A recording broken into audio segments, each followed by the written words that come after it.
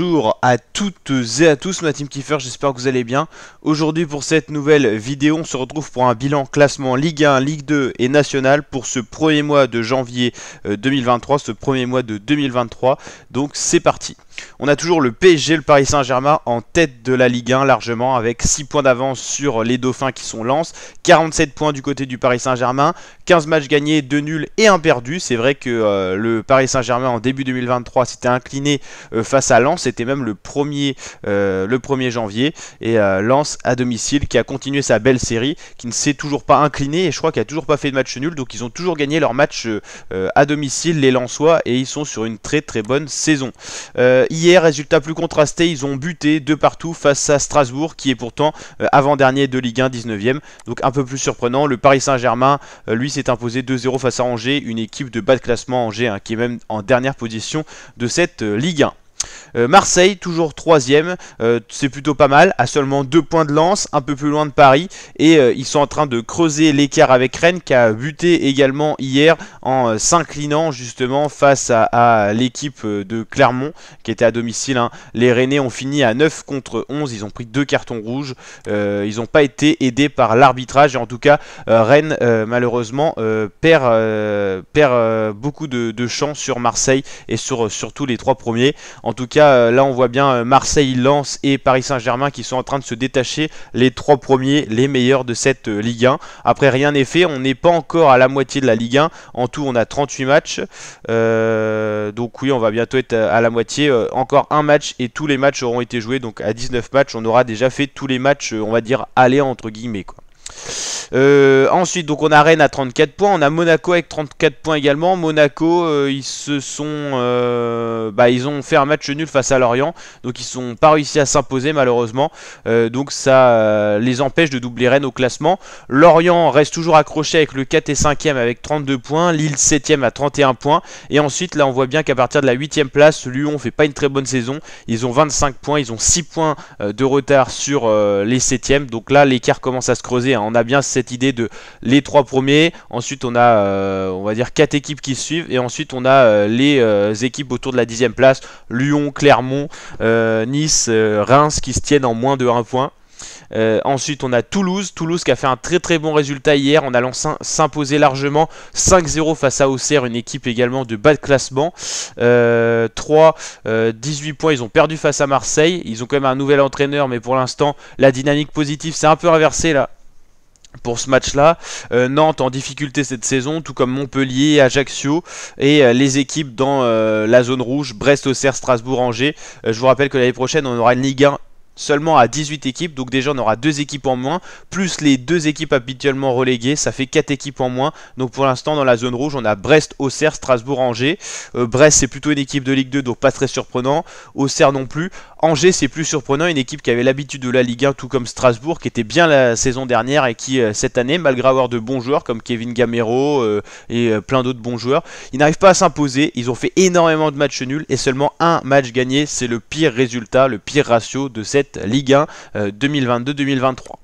Au niveau de la Ligue 2, on a un premier qui se détache. Le Havre va peut-être cette année enfin passer en Ligue 1. Ça fait déjà des années qu'ils frôlent cette performance. Et ça fait des années qu'on ne les a pas vus en Ligue 1. Et donc là, avec 39 points, 11 matchs gagnés, 6 nuls et seulement 1 perdu, c'est l'équivalent du Paris Saint-Germain de la Ligue 2. On a également Bordeaux, une équipe actuellement, normalement qui devrait être en Ligue 1, il y a eu quelques soucis la saison dernière. C'est une équipe de Ligue 1, Bordeaux, ils sont 2e, mais ils sont plutôt pas mal dans ce championnat, 32 points. Ils ont quand même buté en match nul face à Caen lors de leur dernière rencontre sur un bon vieux 2 partout. Il y a eu des cartons rouges de tous les côtés, beaucoup de cartons rouges, que ce soit en Ligue 1 ou en Ligue 2 cette saison. L'arbitrage est assez spécial, des fois un peu même critiquable. On se dirait des fois même à la Cannes, tellement il y a des choses assez bizarres. 3ème, on retrouve Sochaux qui affrontera Caen lors de son prochain match. Metz, ça va beaucoup mieux pour les Messins, ils sont 4ème, ils accrochent pour l'instant, ils sont au pied du podium, ils sont pas vraiment loin derrière, tout comme Amiens avec 28 points en égalité avec Metz, mais ça joue à la différence de but. Grenoble avec 27 points, Paris FC avec 27 points, Caen avec 25, Quevilly 25, Valenciennes 25, Bastia 25, on voit bien que c'est très serré.